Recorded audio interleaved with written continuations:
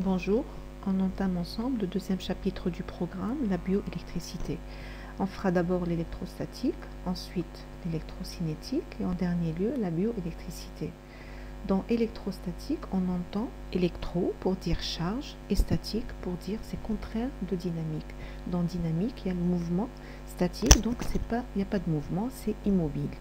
Et l'électrostatique, c'est donc l'étude des phénomènes créés par des charges électriques immobiles. On commence par la force électrique. Nous savons que lorsque nous avons deux charges électriques en présence l'une de l'autre, elles se mettent à agir l'une sur l'autre avec une force électrique. Si les charges sont de signe contraire, elles s'attirent et les forces sont attractives. Donc sur la figure, on voit la charge Q1 qui est de couleur rouge. Elle agit sur la charge Q2 avec la force F de 1 sur 2 de même couleur. Elle attire vers elle la charge Q2. La charge Q2 qui est de couleur verte, elle a été représentée par une couleur verte, elle va se mettre à agir sur la charge Q1 avec une force attractive aussi, F de 2 sur 1. U, c'est un vecteur unitaire. Dans unitaire, on entend l'unité. Ça veut dire son module est égal à 1. Donc à quoi sert donc ce vecteur unitaire? D'abord, on va donner donc juste une petite indication. Lorsqu'on dit un segment de droite, il a une longueur de 4 cm. Centimètre, c'est l'unité. 1 cm, c'est l'unité. Et donc, on va dire, le segment, il a la longueur qui vaut 4 fois la longueur du vecteur unité. Voilà. Donc, U, il va servir donc à exprimer les vecteurs f de 1 sur 2 et f de 2 sur 1. Pour f de 1 sur 2, on le voit sur la figure, il est de sens contraire au vecteur unitaire U. Alors on écrit vecteur f de 1 sur 2 égale moins module de f de 1 sur 2 multiplié par U. Et f de 2 sur 1, il est de même sens que le vecteur unitaire U. Alors on va dire f de 2 sur 1 en vecteur, c'est égal module de f de 2 sur 1 multiplié par le vecteur unitaire U. Le module de f de 2 sur 1, on peut l'écrire f de 2 sur 1 sans aucun symbole pour dire que c'est le module. Et on peut écrire aussi le module de f de 2 sur 1 avec la même écriture que celle du module du vecteur unitaire U, avec c'est-à-dire le symbole du vecteur avec double barre des deux côtés, donc deux doubles barres parallèles. C'est pour la même chose. Et si les charges maintenant sont de même signe, elles se mettent à se repousser et les forces seront répulsives. Donc sur les deux figures, on voit donc lorsque Q1 et Q2 sont toutes deux négatives, donc Q1 repousse Q2 et Q2 repousse Q1, et la même chose que lorsqu'elles sont toutes les deux positives. Alors, sur les trois figures, on voit bien que f de 2 sur 1, les vecteurs, et f de 1 sur 2 sont de sens contraire. On écrit f de 1 sur 2 égale à moins f de 2 sur 1. Ceci en termes d'écriture en vecteur. Voilà. Par contre, en module, f de 1 sur 2 et f de 2 sur 1, ces deux vecteurs-là ont le même module. Et le module, on l'exprime par la loi de Coulomb. On écrit f de 1 sur 2 en module égale à f de 2 sur 1 en module. C'est égal à k par valeur absolue de Q1 fois Q2 sur R au carré. R, c'est la distance qui sépare les deux charges. R s'exprime en mètres, F en newton et Q en coulomb. Alors, K, c'est quoi cette constante-là? K, c'est égal à 1 sur 4 pi epsilon. Epsilon, c'est la permittivité diélectrique absolue du milieu. Alors, c'est quoi un diélectrique? Un diélectrique, c'est un milieu mauvais conducteur de l'électricité, mais qui laisse s'exercer les actions électriques entre les corps qui s'y trouvent. C'est-à-dire, si on prend un diélectrique, et qu'on a dans ce diélectrique-là deux charges électriques. Alors, les deux charges électriques, elles vont, donc il y aura toutes les actions électriques entre ces deux charges électriques, telles que la force électrique, le champ électrique qu'on va étudier par la suite, etc. Et la permittivité diélectrique, la permittivité, cette quantité-là, elle exprime donc la réponse d'un milieu à un champ électrique appliqué. Donc si nous avons deux diélectriques, on n'a pas le même epsilon, parce que ces deux diélectriques ne répondent pas de la même façon à l'application d'un champ électrique.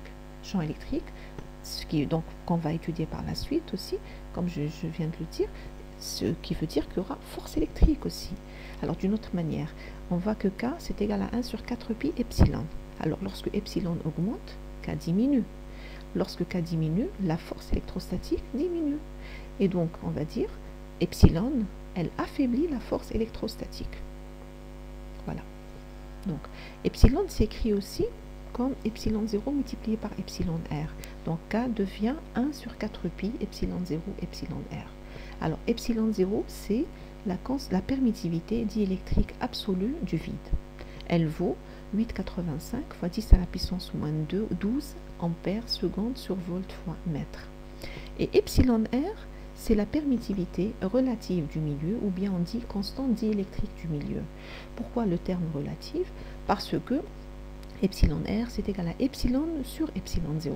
Donc ce rapport-là, il exprime le rapport, donc epsilon r, elle exprime donc le rapport entre la permittivité absolue du milieu par rapport à celle d'un milieu de référence qui est le vide.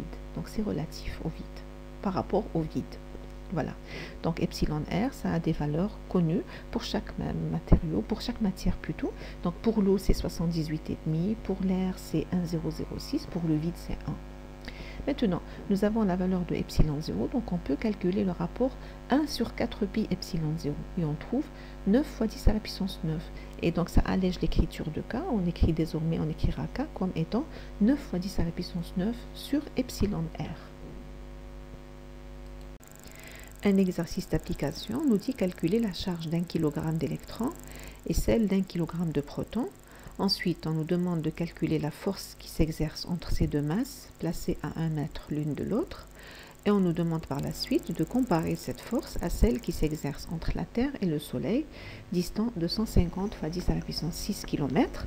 On nous donne la masse de l'électron, la masse du proton, la masse de la Terre, la masse du Soleil et la constante G avec laquelle on calcule la force gravitationnelle. Alors pour répondre, on commence par calculer la charge d'1 kg d'électrons et pour cela on va procéder à une simple règle de 3 en disant que 9,1 fois 10 à la puissance moins 31 kg c'est la masse d'un électron dont la charge est moins 1,6 fois 10 à la puissance moins 19 coulombs. Alors quelle est la charge donc de 1 kg d'électrons? Et on obtient Q moins la charge des électrons, c'est en faisant l'opération, ça donne moins 1,76 fois 10 à la puissance 11 coulombs.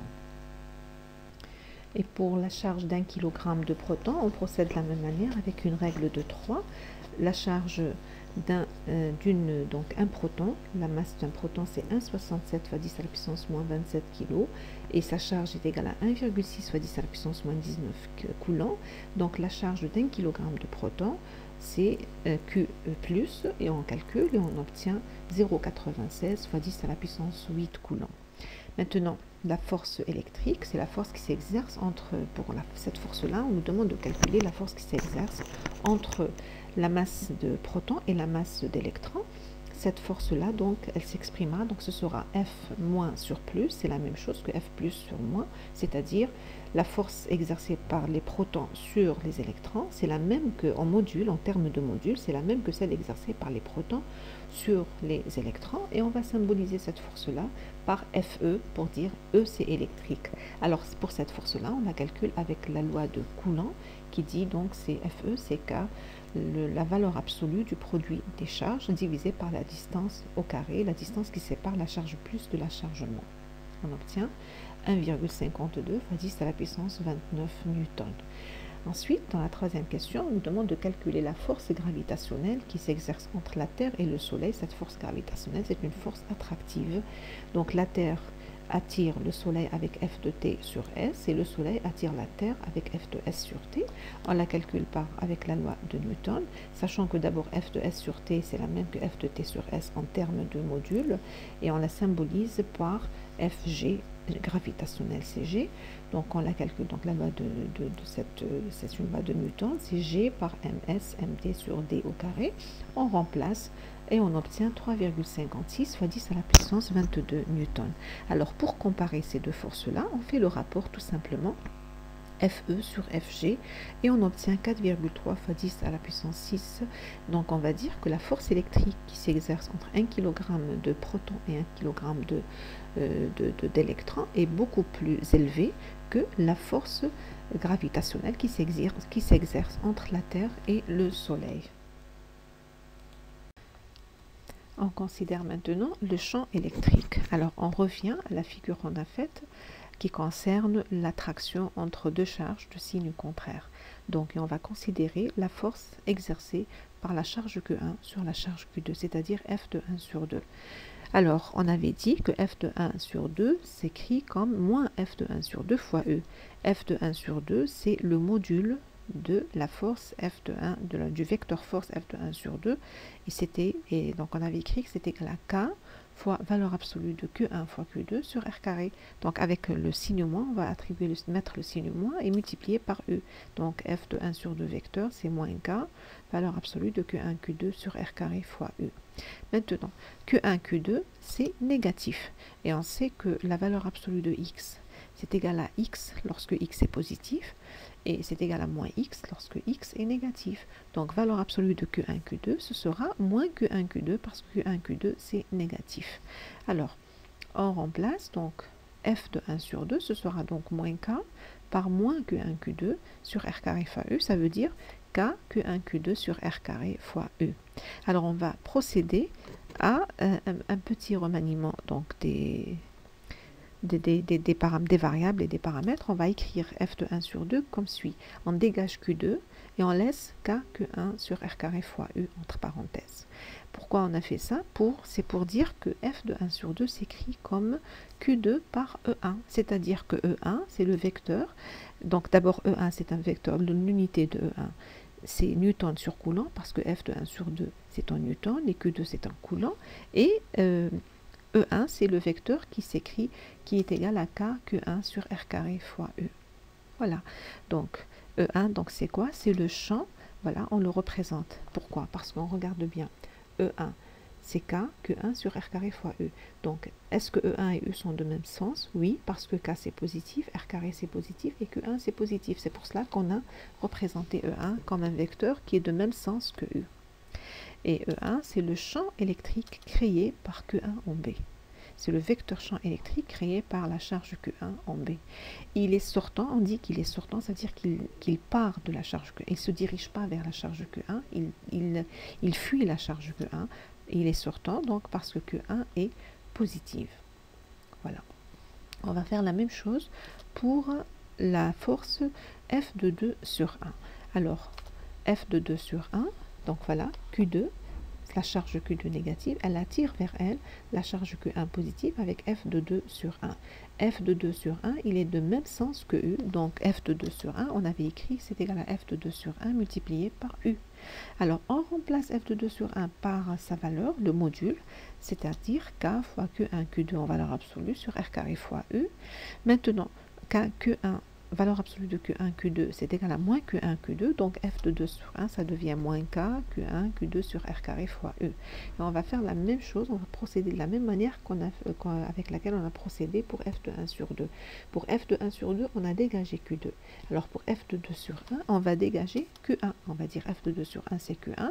Il nous reste donc à multiplier Q1 par moins K, Q2 sur R carré fois U. Et moins K, Q2 sur R carré fois U, ce sera E2. Ça veut dire F de 2 sur 1, c'est égal à Q1 par E2. E2, c'est le vecteur champ électrique, donc ça s'écrit d'abord, c'est égal à moins K Q2 sur R carré fois U. Alors, c'est le vecteur champ électrique créé par la charge Q2 en A. D'abord, on va le représenter. Donc, on a K, c'est positif, Q2, c'est négatif. Alors, moins K, Q2, c'est positif. Moins K, Q2 sur R carré fois U fois, c'est positif. Ça veut dire que E2 et U sont de même sens. Voilà, on le représente. C'est de même sens que E. Et c'est le vecteur champ électrique créé par Q2 en A. Et maintenant, on regarde E2, comment qu'il est par rapport à la charge Q2. Il se dirige vers la charge Q2. Donc, on dit qu'il est rentrant. Donc, il est rentrant parce que Q2 est négatif. Donc, on va dire, le champ, il est sortant lorsque la charge est positive. Il est rentrant lorsque la charge est négative. Alors, de manière générale, puisqu'on vient de dire que pour la charge Q2 qui est positive, elle a créé un champ Q1, plutôt la charge Q1 qui était positive, elle a créé un champ E1 sortant, et la charge Q2 qui est négative, elle a créé un champ qui est rentrant. Alors, de manière générale, EM, c'est le champ créé par la charge Q au point M. Voilà, donc si la charge Q est positive, elle va créer en M un champ EM qui est sortant. Si la charge Q est négative, elle va créer en M un champ EM qui est rentrant, ça veut dire qu'il se dirige vers elle. Le module de EM, par définition, c'est K par la valeur absolue de Q sur R carré. Si on revient à ce qu'on a fait tout à l'heure, on avait dit E1, c'est K, Q1 sur R carré fois U en vecteur. Le module de E1, c'est la valeur absolue de K, Q1 sur R carré par le module de U. Le module de U, c'est égal à 1. Donc, le module de E1, c'est K par la valeur absolue de Q1 sur R carré. La même chose pour E2. On avait dit que E2, c'est moins K, Q2 sur R carré fois U. Alors, en module, le module de E2, c'est la valeur absolue de moins K, Q2 sur R carré multiplié par le module de U. Le module de U, c'est égal à 1. Et donc, ça revient à dire K fois valeur absolue de Q2 sur R carré. Donc, en général, le module d'un champ créé par une charge Q en un point M, c'est K par la valeur absolue de la charge Q divisé par R carré. Il est sortant lorsque la charge est positive, il est rentrant lorsque la charge est négative. Et en plus, on va faire maintenant des remarques. Si on a plusieurs charges QI qui crée des champs en un point M. Alors E, ce sera la somme des champs EI. C'est-à-dire, nous avons 3 charges par exemple, elles vont créer un champ électrique en un point M. Alors, la charge 1, elle crée E1, la charge 2, elle crée E2, la charge 3, elle crée E3. Le champ E au point M, ce sera la résultante, la somme de ces champs. Le champ, c'est la somme de ces vecteurs, c'est E1 plus E2 plus E3. Un exemple, voilà, nous avons Q1 et Q2. Q1, elle crée un champ sortant, E1 qui sort. Q2, elle crée un champ rentrant qui se dirige vers elle. Donc, au point M, voilà. Donc, le champ qui est créé en M, on va dire EM, c'est égal à E1 plus E2, donc par la règle du parallélogramme. Et on le dessine, E, c'est E1 plus E2.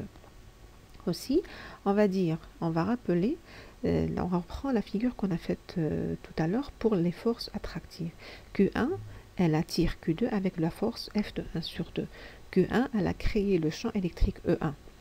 Donc Q2, elle est où? Elle est au point B, elle est au point où se trouve le champ électrique E1. Donc Q2, elle est dans le champ E1 créé par la charge Q1. Voilà, je répète, Q2, elle est dans le champ E1 qui est créé par la charge Q1. Donc Q2, elle se trouve dans un champ qui est extérieur à elle, qu'elle n'a pas créé. Et on avait dit que F de 1 sur 2, c'est égal à Q2 par E1. Alors on reprend, Q2, elle est placée dans E1, qui est créé par Q1. Donc elle est soumise à la force F de 1 sur 2, c'est égal à Q2 fois E1. Alors on va généraliser ce résultat et dire, puisque Q2, elle se trouve dans un champ électrique qui n'est pas le sien, c'est un champ extérieur qu'elle n'a pas créé. Parce que Q2, qu'est-ce qu'elle crée? Elle crée E2. Alors là, elle se trouve dans le champ E1, qui a été créé par la charge Q1. Alors, la charge Q2 se trouve dans un champ qui n'est pas le sien. Donc, si on a une charge Q avec un champ extérieur qui n'a pas été créé par la charge Q, alors cette charge Q, elle sera soumise à une force F qui sera égale à Q par le champ extérieur.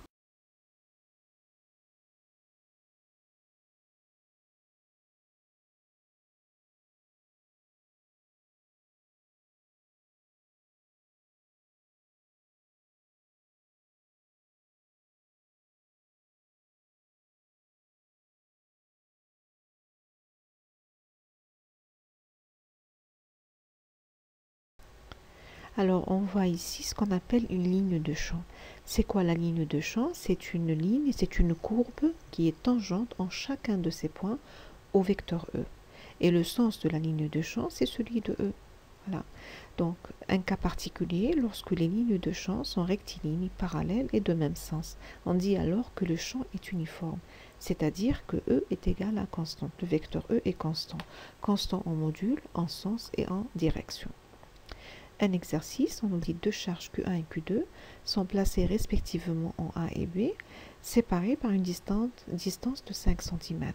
Alors sur la droite AB, où peut-on placer une troisième charge pour qu'elle ne subisse aucune force? Ça veut dire qu'on doit placer une troisième charge et on veut que cette charge-là soit immobile. Ne pas subir de force, ça veut dire qu'elle va rester à l'état immobile, elle restera immobile.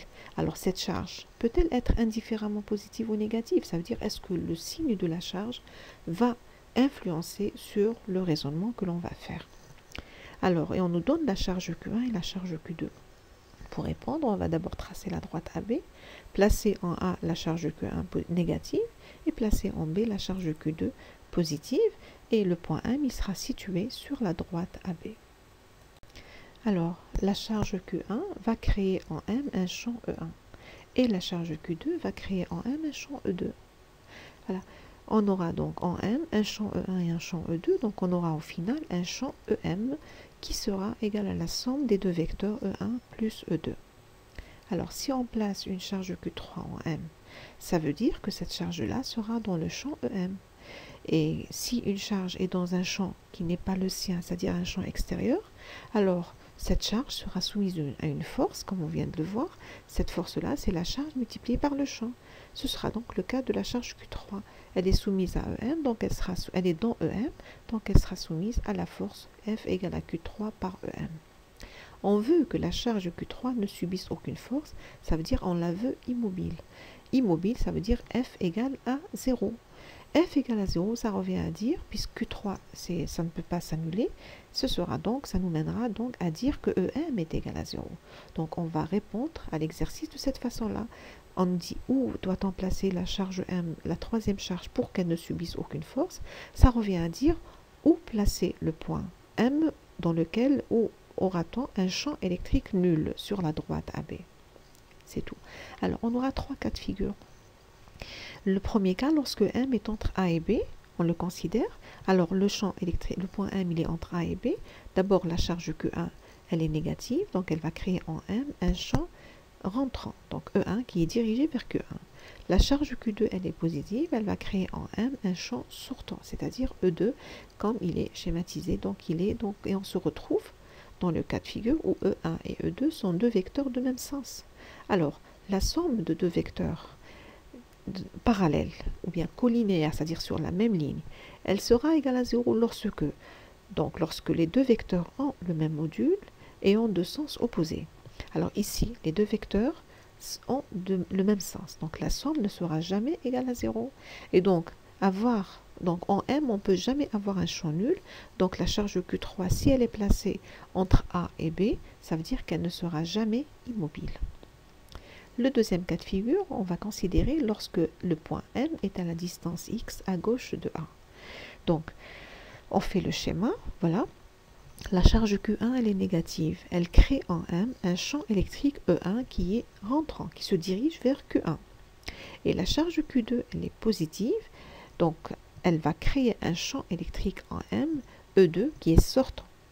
Donc de A à B, c'est la distance, on l'appelle la distance AB petit a, et de A à M, on l'appelle petit x. Alors le module de E1, par définition, c'est K, valeur absolue de Q1, sur la distance qui sépare Q1 du point M au carré, c'est-à-dire x au carré. E2, le module de E2, c'est K par valeur absolue de Q2 sur la distance qui sépare Q2 de M, c'est-à-dire x plus a au carré. Avoir E1 plus E2 égale à 0, comme on vient de le dire tout à l'heure, ça revient à dire E1, puisque déjà E1 et E2 sont collinéaires et de sens opposés. Il reste juste à trouver quand est-ce qu'ils auront le même module. S'ils ont le même module, ça veut dire qu'on peut considérer que la charge sera immobile. Alors, E1 plus E2 égale à 0, ça revient à dire que E1 est égal à E2 en module. C'est-à-dire Q1 sur x carré, valeur absolue de Q1 sur x carré, est égale à la valeur absolue de Q2 sur x plus a au carré. On remplace Q1 et Q2 par sa valeur, a par 5 cm, et on fait produit des extrêmes égal à produit des moyens, et on dégage une équation du second degré, 5x carré plus 80x plus 200 égale à 0. Cette équation-là, elle se résout par le discriminant. Delta, c'est b carré moins 4ac. A, c'est 5, B, c'est 80, C, c'est 200. Une fois on a calculé delta, delta est positif, donc on a trouvé delta positif, on dégage, donc on peut calculer x1, les deux racines, x1 et x2. x1, c'est moins b, moins racine de delta sur 2a, et x2, c'est moins b, plus racine de delta sur 2a. On trouve moins 12,89 et moins 3,1. Ces deux valeurs, on va les rejeter. Pourquoi? Parce que dès le départ, on a dit M à la distance X. Donc X, c'est une distance, elle est positive. Donc on ne peut pas prendre une distance négative. Il nous reste à considérer le dernier cas de figure, c'est-à-dire M à la distance X à droite de B. Voilà, donc on va sur la figure, nous avons donc le point M, il est à droite de B, il est à la distance X. La charge Q1 qui est négative, elle crée en M un champ rentrant, c'est-à-dire qu'il se dirige vers Q1. Le module de ce champ, c'est K par la valeur absolue de Q1 sur la distance qui sépare la charge de M, c'est-à-dire A plus X au carré. Et le point B, la charge Q2, qui est située au point B, elle est positive, elle va créer en M un champ sortant. Et le module de ce champ-là, E2, c'est K par la valeur absolue de Q2 sur la distance qui sépare Q2 de M, c'est-à-dire X au carré. Les vecteurs E1 et E2 sont collinéaires, ils n'ont pas le même sens, donc E1 plus vecteur E1 plus vecteur E2 égale à 0 revient à dire E1 égale à E2. Il suffit d'avoir le module de 1 égale au module de E2 pour avoir E1 plus E2 vecteur égale à 0. Alors, E1 égale à E2, on simplifie le cas et on obtient donc Q1, valeur absolue de Q1 sur X plus 1, le tout au carré, c'est valeur absolue de Q2 sur X au carré. Alors, on remplace Q1 et Q2 par leurs valeurs respectives, A par sa valeur, et ensuite on fait le produit des extrêmes égal à produit des moyens, et on aboutit à l'équation du second degré, 5x carré moins 30x moins 75 égale 0. On résout cette équation avec le discriminant delta et on obtient deux racines, l'une négative, x ou bien x1 c'est moins 1,89 cm qu'on rejette parce que la distance elle doit être positive, et l'autre positive est égale à 7,89 cm. Donc, en conclusion, on va dire que la charge Q3 ne sera immobile qu'à la distance 7,89 cm à droite de B. Maintenant, cette position-là, elle est indépendante du signe de la charge Q3, parce que lorsqu'on a calculé cette distance-là, on est parti du fait que Q3 immobile, ça veut dire la force qui agit sur Q3 est égale à 0. La force qui agit sur Q3, c'est égal à Q3 par EM. Donc Q3 par EM égale à 0. Ça revient à dire EM égale à 0, donc indépendamment du signe de Q3. Donc que ce soit un signe négatif pour Q3 ou bien un signe positif, il suffit de multiplier Q3 par EM lorsque EM est égal à 0 et on obtient l'annulation du produit et donc l'immobilité de la charge. Donc ce résultat, il est indépendant du signe de la charge Q3. Maintenant, on va considérer le travail d'une force électrique. Voilà, on considère deux charges, toutes deux positives, Q1 et Q2, distantes d'une distance R. Bon, on démarre, on va faire le travail pour deux charges positives et après, le résultat, il sera généralisé pour n'importe quel signe des charges. Alors, la charge Q1, elle repousse la charge Q2 avec la force F de 1 sur 2. Alors, on écrit F tout simplement. Le U, c'est le vecteur unitaire. Maintenant, la charge Q2, elle suit un parcours quelconque entre A et B. Et voilà, donc on va considérer le travail de F sur ce parcours. Il faut rappeler que le considérer, on peut toujours calculer le travail d'une force F, même si elle n'est pas à l'origine du déplacement. Alors on revient aux notions du lycée. Le poids, lorsqu'on laisse tomber lorsqu'une masse M donc fait une chute libre, ou bien lorsqu'elle tombe sur un plan incliné. On dit que le poids est moteur, le travail du poids il est moteur parce que le poids il agit, il intervient dans la descente. Par contre, on peut, lorsqu'on fait monter une masse d'une certaine hauteur, le poids, son travail il devient résistant. Donc on trouve un travail négatif et le poids, donc il n'est pas à l'origine de la montée, mais pourtant on calcule son travail. La même chose ici, on va calculer le travail de F, même si indépendamment de l'origine du mouvement. Alors par définition, le travail de la force F, donc sur le parcours de A jusqu'à B, il s'écrit l'intégrale de A jusqu'à B dW. Alors, le symbole intégral, à l'origine du symbole intégral, c'est S, c'est la lettre S. Et la lettre S, c'est pour dire somme. Alors, le travail de la force F dans le parcours donc sur le parcours AB, c'est la somme des tout petits travaux dW. dW, c'est un petit travail, c'est un travail élémentaire, un tout petit travail entre deux points M et N. C'est quoi ces deux points M et N? On va donc sur la figure, les points M et N. C'est un petit segment. MN ou bien DL. Alors qu'est-ce qu'on fait? N'importe quel parcours curviligne, on peut le subdiviser en petits segments successifs. Voilà, donc ce parcours de A jusqu'à B, c'est un parcours quelconque, curviligne, qu'est-ce qu'on fait? On le subdivise en tout petits segments et on fait le travail de la force F sur le premier petit segment, plus le travail de F sur le deuxième petit segment, puis sur le troisième, et ainsi de suite, jusqu'à ce qu'on fasse tout le parcours de A jusqu'à B. Voilà. Donc, le travail de F sur le petit segment Mn, donc on revient aussi aux notions connues déjà. Le travail d'une force, c'est quoi? C'est le produit scalaire de la force multiplié par le vecteur déplacement. Donc, lorsque F, le travail de F sur dl, ce sera le produit scalaire entre F et le vecteur dl.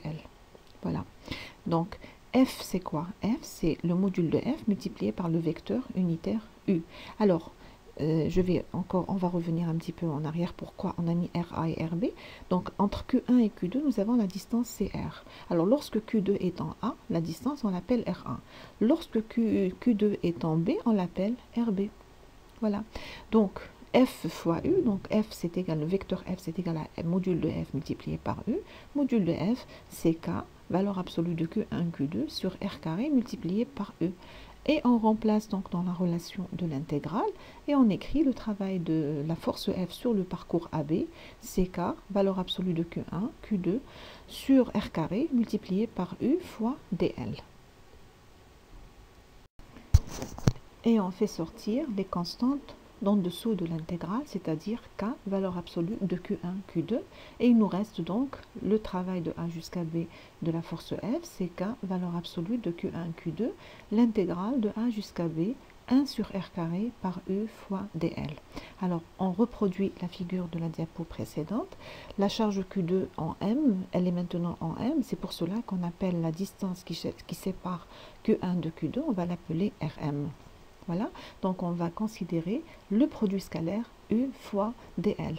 Donc on agrandit cette figure-là, on voit bien, donc nous avons donc dl, le vecteur dl, et la force F, on a un angle θ entre les deux. Le produit scalaire, c'est U fois dl, c'est module de U par module de dl par cosinus θ. Module de U, c'est égal à 1, c'est un vecteur unitaire. Module de dl, c'est dl, donc U fois dl, ça devient dl cos θ.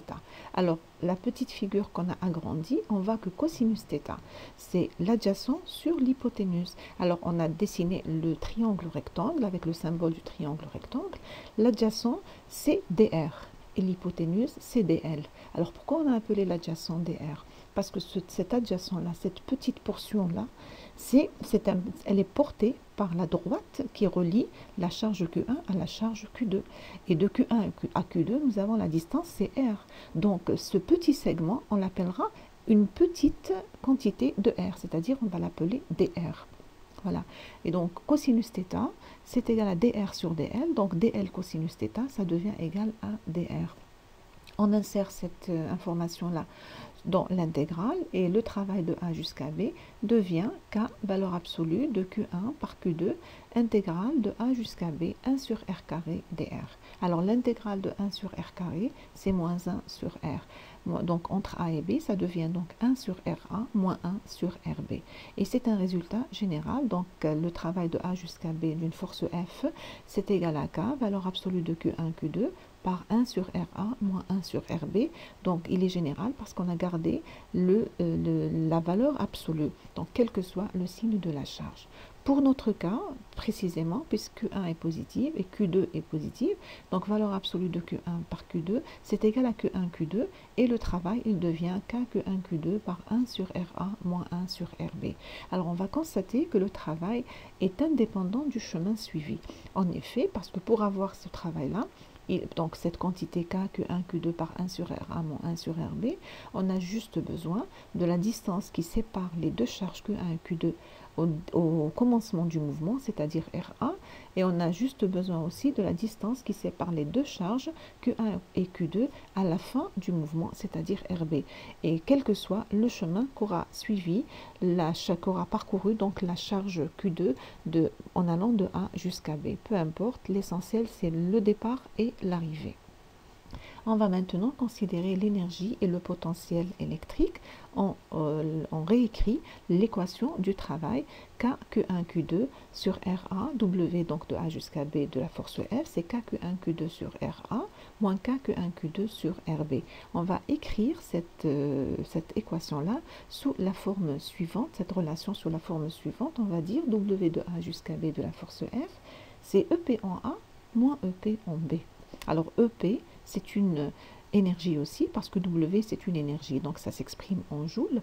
Donc c'est quoi EP en bas et EP en fait? C'est puisque EP en A, c'est KQ1 Q2 sur RA, et EP en B, c'est KQ1 Q2 sur RB. Donc EP en général, c'est KQ1 Q2 sur R. Et par définition, cette quantité-là, on l'appelle l'énergie potentielle électrostatique du système composé de Q1 et Q2 distantes de R. Aussi, la charge Q1, elle se trouve dans le champ E2 créé par la charge Q2. On va donc dire que la charge Q1 possède une énergie potentielle électrostatique à cause de ce champ. Et on écrit EP1, c'est égal à Q1 par K Q2 sur R. Vous allez remarquer que EP1, c'est EP aussi. EP qu'on vient de faire, c'est l'énergie potentielle du système composé de Q1 et Q2, elle s'écrit KQ1 Q2 sur R. EP c'est pour le système et EP1 c'est pour la charge Q1. C'est la même formule, la même relation. On va laisser cette remarque de côté et on va y revenir par la suite. Alors, EP1 qui est égal à Q1 par KQ2 sur R, on peut l'écrire sous la forme Q1 par V de 2 sur 1. C'est-à-dire que V de 2 sur 1 c'est KQ2 sur R. Et par définition, V de 2 sur 1, c'est le potentiel électrique créé par la charge Q2 au point où se localise la charge Q1. 2 sur 1, créé par la charge Q2 au point où se trouve la charge Q1. De la même manière, on va dire que puisque Q2 se trouve dans le champ E1 créé par la charge Q1, alors Q2 possède l'énergie potentielle électrostatique à cause de ce champ qui s'écrit EP2, c'est Q2 par K, Q1 sur R. C'est-à-dire que EP2, elle peut s'écrire aussi sous la forme Q2 par V de 1 sur 2. Et V de 1 sur 2, c'est égal à K Q1 sur R, et c'est le potentiel électrique créé par la charge Q1 au point où se localise la charge Q2. Alors, de manière générale, on va dire que toute charge Q, elle crée en tout point M situé à la distance R de Q, le potentiel Vm qui est égal à K fois Q sur R. C'est-à-dire, si nous avons une charge, elle va créer un potentiel en tout point alentour, en tout point de l'espace. Donc, le potentiel qu'elle crée, ce sera K par Q, par la distance qui sépare cette charge du point M considéré. L'unité du potentiel, c'est les volts. Si maintenant on a plusieurs charges QI, par exemple une charge 1, 2 et 3, Q1, Q2, Q3 par exemple, alors Q1 va créer en M un potentiel K Q1 sur R1, parce que la distance R1 c'est la distance qui sépare Q1 de la charge M. Q2 elle va créer un potentiel V2 qui s'écrit aussi K Q2 sur R2. R2 c'est la distance qui sépare la charge Q2 du même point M considéré. Et Q3 pareil, elle va créer un potentiel V3. Et au final, on aura au point M un potentiel V qui sera égal V1 plus V2 plus V3. C'est-à-dire que Vm, ce sera la somme sur I des VI, c'est-à-dire la somme sur I de K QI sur RI. Maintenant, donc, on remarque que EP, qui est égal à KQ1 Q2 sur R, c'est EP1 qui est égal à Q1 par KQ2 sur R, c'est EP2 qui est égal à Q2 par KQ1 sur R. Donc on peut écrire EP comme étant 1 demi de EP1 plus EP2. Puisque EP c'est égal à EP1, c'est égal à EP2. Donc EP1 plus EP2 c'est égal à 2 fois EP, donc EP c'est 1 demi de EP1 plus EP2. Donc soit EP c'est 1 demi de Q1 puisqu'on remplace EP1 par Q1 par V de 2 sur 1. Et EP2 par Q2 par V de 1 sur 2. Donc EP c'est 1 demi de Q1 par V de 2 sur 1 plus Q2 par V de 1 sur 2. Si on prend le cas de 3 charges, on veut sortir de là, on veut élaborer une formule générale. Si on prend le cas de 3 charges, Q1, Q2, Q3. Q1, elle est séparée de Q3 de la distance R13. Q2 et Q1, c'est R12. Et Q3 et Q2, c'est R23. Alors, l'énergie potentielle de ce système-là, donc on a 3 doublés. Donc, c'est l'énergie du doublé composé de Q1, Q2, plus l'énergie potentielle du doublé composé de Q1, Q3, plus l'énergie potentielle du doublé composé de Q2, Q3. Pour l'énergie potentielle du doublé composé de Q1, Q2, c'est égal à K, Q1, Q2 sur la distance qui sépare Q1 de Q2, c'est-à-dire R12. Et la même chose pour l'énergie potentielle composée donc, du système composé de Q1, Q3, c'est K, Q1, Q3 sur la distance qui les sépare, c'est-à-dire R13. Et pour EP de Q2, Q3, c'est K par Q2, Q3 sur R23. On va réarranger cette relation. K, Q1, Q2 sur R12, c'est 1,5 de Q1 par KQ2 sur R12 plus Q2 par KQ1 sur R12. Si on redéveloppe cette KQ1, Q2 sur R12, ça nous donne ceci. Donc, c'est la même chose. Ensuite, KQ1, Q3 sur R13, c'est égal à 1,5 de Q1 par KQ3 sur R13 plus Q3 par KQ1 sur R13. C'est un calcul qui a une fin utile. Et KQ2, Q3 sur R23, c'est 1,5 de Q2 par K Q3 sur R23 plus Q3 par K Q2 sur R23.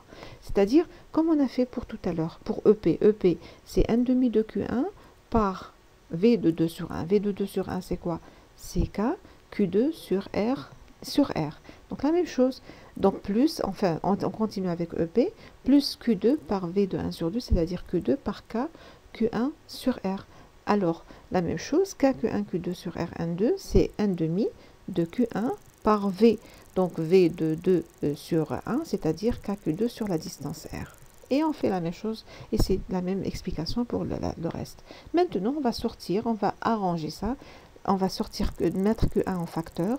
Pour là où il y a Q1 en facteur, on les met de côté, on les arrange de côté. Là où il y a Q2, on arrange, on met Q2 en facteur et ainsi de suite. Donc ce sera 1,5 de Q1 entre parenthèses KQ2 sur R12 plus KQ3 sur R3. Et on écrit la même chose pour Q2, c'est facteur KQ1 sur R12 plus KQ3 sur R23 et ainsi de suite. Alors, KQ2 sur R12, c'est V de 2 sur 1. KQ3 sur R13, c'est V de 3 sur 1. KQ1 sur R12, c'est aussi V de 1 sur 2. KQ3 sur R23, c'est V de 3 sur 2.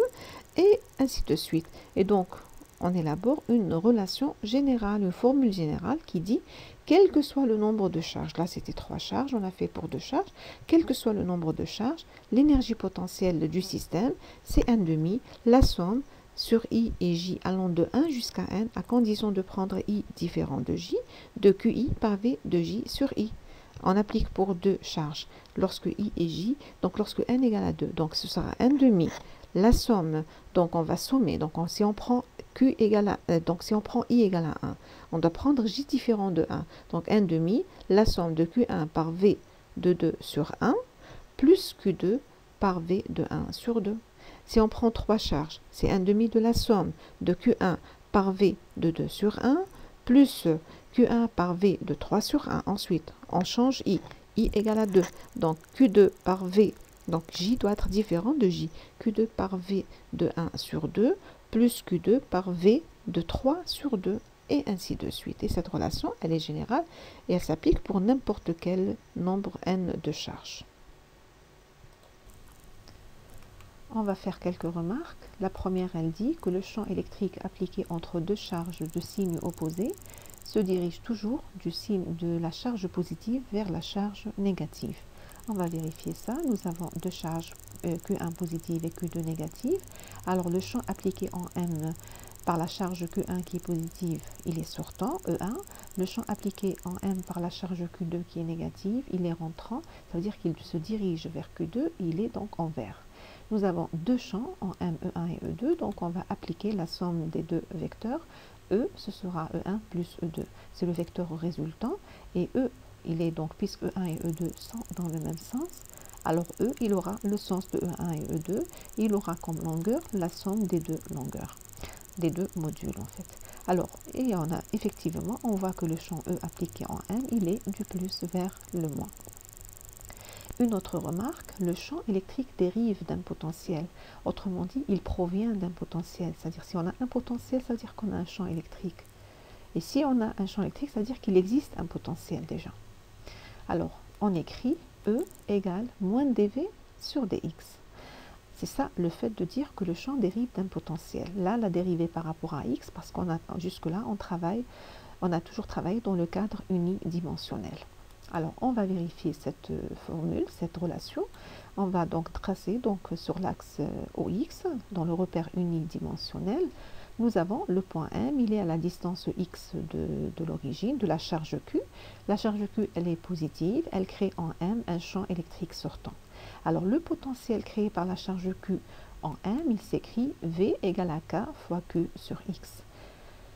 Donc, on va dériver, si on dérive V par rapport à X, ce sera moins K fois Q sur X au carré, et donc moins dV sur dx, c'est K fois Q sur X au carré.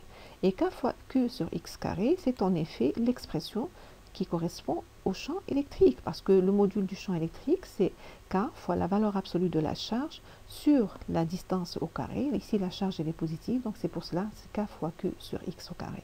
Alors, cette notion du fait que le champ dérive d'un potentiel, on va la reprendre dans l'étude du dipôle électrique. Et là, on va considérer le cas bidimensionnel.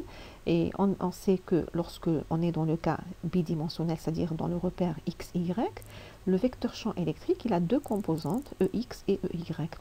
Et on dira que EX, c'est moins la dérivée de V par rapport à X, et EY, c'est moins la dérivée de V par rapport à Y. Alors, on reprendra ça avec des exemples et des applications dans le cadre du dipôle électrique.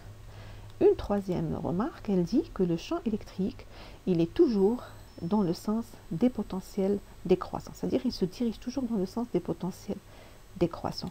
Autrement dit, si le champ électrique il est appliqué de A vers B, c'est-à-dire il est dans le sens de A vers B, alors on dira obligatoirement que VA est plus grand que VB. Ça veut dire que le potentiel en A, il est obligatoirement plus grand que le potentiel en B. On vérifie ça et on va prendre pour l'exemple seulement le cas du champ électrique uniforme, ça veut dire E égale à constante. Pas obligatoire que E soit égal à constante pour que ce soit toujours dans le sens des potentiels décroissants, c'est-à-dire que quel que soit le champ électrique appliqué, il est toujours dans le sens des potentiels décroissants, qu'il soit uniforme ou non. Alors, donc on reste dans le cadre du repère unidimensionnel. Nous avons les points A et B, et le champ électrique, il se dirige de A vers B. Et la longueur AB, elle s'écrit L. L, c'est la longueur AB, la longueur du segment AB. Alors, puisqu'on sait que E, c'est moins dV sur dx, ça veut dire que dV, c'est égal à moins E dx. On va intégrer cette relation entre A et B. Et on va dire l'intégrale de dV entre A et B, c'est moins l'intégrale de E dx entre A et B. Et E, c'est une constante, c'est un vecteur, c'est un champ uniforme, donc on peut sortir la constante d'en dessous de l'intégrale, c'est-à-dire moins E, ça devient égal à moins E l'intégrale entre A et B de dx. Autrement dit, l'intégrale de dV, c'est V, dV entre A et B, c'est VB moins VA.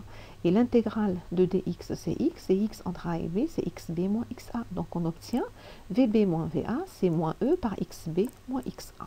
Maintenant, xb moins xa, c'est L. Et donc, VB moins VA, c'est moins E fois L. C'est-à-dire, VA moins VB, c'est E fois L. On multiplie par un moins. Je répète, VB moins VA, c'est moins E par xb moins xa.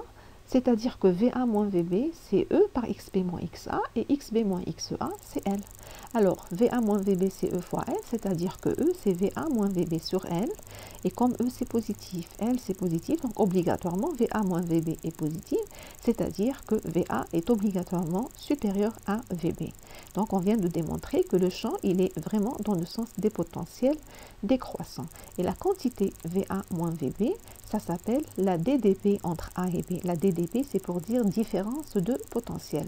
Entre A et B, on l'appelle aussi chute de potentiel. Chute, pourquoi? Parce qu'il y a une diminution. De A à B, il y a une diminution du potentiel. On va dire, en A, nous avons un potentiel VA, et en B, le potentiel, il aura chuté. De combien? Il aura chuté de VA moins VB. On va faire un exercice d'application. On nous donne un dipôle et le point M, il est situé à la distance x de la charge Q, la charge positive. On nous demande de donner l'expression du potentiel électrique au point M et ensuite on nous demande de déduire l'expression du champ électrique et de vérifier nos résultats. Alors, on va exprimer d'abord le potentiel en M. On sait que le potentiel, c'est le potentiel de la charge positive plus le potentiel créé par la charge négative. Le potentiel créé par la charge positive, c'est K par Q sur la distance qui sépare la charge positive du point M, c'est-à-dire X. Et le potentiel créé par la charge négative, c'est K par la charge négative sur la distance qui sépare la charge négative du point M, comme on le voit sur la figure, c'est 2A plus X. Voilà, on remplace dans l'expression du potentiel et on obtient V, c'est K fois Q multiplié par 1 sur X moins 1 sur X plus 2A. Alors, on va passer au champ électrique. On va déduire le champ électrique à partir de l'expression du potentiel. Ça veut dire qu'on va utiliser la relation E, c'est moins dV sur dx. Alors, on va dériver V par rapport à X avec le signe moins, bien sûr. On obtient moins K fois Q par moins 1 sur X au carré plus 1 sur X plus 2A au carré. La dérivée de 1 sur X, c'est moins 1 sur X au carré. Alors, on va faire sortir le signe moins à l'extérieur et on va écrire E, c'est K fois Q par 1 sur X carré moins 1 sur X plus 2A, le tout au carré. Alors, on va vérifier si le résultat est juste. Alors, on va revenir à la façon classique de faire le champ électrique. On part de la loi de Coulomb et on obtient le champ électrique E. Alors, on va l'appliquer ici. Nous avons la charge négative, elle crée en M un champ rentrant en rouge, E-, et la charge verte positive, elle crée en M un champ sortant E+. Les deux champs sont de sens contraire. D'abord, le vecteur champ, c'est la somme des deux. On va calculer le module de E- et de E+. Alors, E+, c'est par définition, c'est K par la valeur absolue de Q sur X au carré. Q, c'est positif, donc ça devient K par Q sur X au carré. Et E-, le module, donc c'est K par la valeur absolue de moins Q sur X plus 2A, le tout au carré. Valeur absolue de moins Q, c'est Q. Alors ça devient K fois Q sur X plus 2A, le tout au carré. Bien sûr, valeur absolue de moins Q, c'est Q, parce que Q est négative. La valeur absolue de X, c'est égal à X lorsque X est positif, et c'est égal à moins X lorsque X est négatif. Donc la valeur absolue de moins Q, c'est moins Q, et ça devient plus Q. Alors, nous voyons, donc les deux vecteurs sont de sens contraire. Le plus grand, c'est E+, parce qu'on divise par x carré dans E+, et dans E-, on divise par x plus 2a au carré. Donc, E, ce sera le plus grand moins le plus petit, c'est-à-dire E+, moins E-. On remplace et on obtient effectivement l'expression du champ électrique qu'on a obtenu avec E égale à moins dV sur dx.